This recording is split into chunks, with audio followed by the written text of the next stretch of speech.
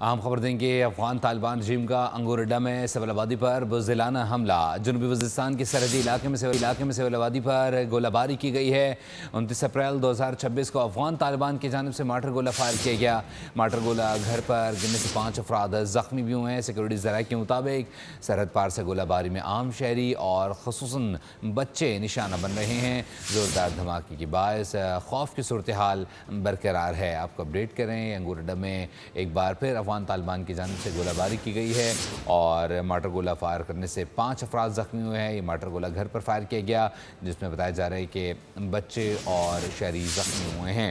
سرحد پار سے گولہ باری میں عام شہری اور خاص طور پر بچوں کو نشانہ بنایا جا رہا ہے۔ اس سے پہلے بھی ایک روز قبل بھی افغان طالبان کی جانب سے مارٹر گولہ فائر کیا گیا تھا جس میں ایک شہری جو ہے وہ مارا گیا تھا، متعدد زخمی ہوئے تھے۔ تاہم ایک بار پھر یہ افسوسناک واقعہ پیش آیا ہے اور سرحد پار سے جو دہشت گردانہ کارروائیاں ہیں وہ مسلسل جاری ہیں۔ افغان طالبان نے ایک بار پھر انگور اڈا کے علاقے میں یہ کارروائی کی ہے اور مارٹر گولہ فائر کیا ہے جس میں سول آبادی پر یہ مارٹر گولہ فائر کیا گیا ہے جس میں بچے اور شہری زخمی ہوئے ہیں۔ 5 افراد بتایا جا رہا ہے کہ زخمی ہوئے ہیں اور جو مقامی لوگ ہیں ان کی جانب سے بھی شدید غصے کا اظہار کیا جا رہا ہے اور آپ ساتھ ہی ساتھ آپ دیکھ سکتے ہیں کہ معصوم بچہ ہے جو کہ اس حملے میں شدید زخمی ہوا ہے۔ یہ بچہ طالبان کے حملے میں شدید زخمی ہوا ہے۔ سرحد پار سے گولہ باری مسلسل جاری ہے۔ مزید تفصیلات حاصل کر لیتے ہیں نمائندہ خصوصی بول نیوز سلمان اوان سے۔ سلمان بتائیے گا۔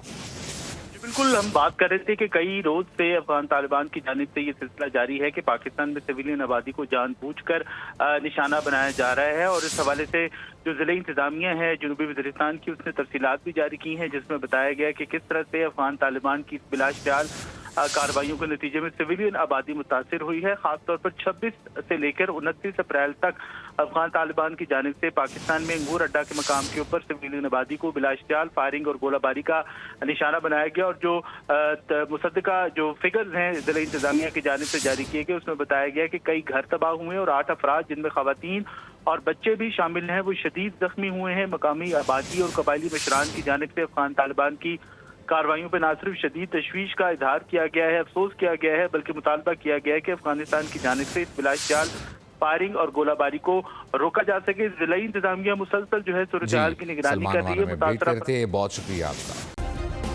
سبسکرائب کریں اور بیل دبائیں تاکہ کوئی خبر رہ نہ جائے۔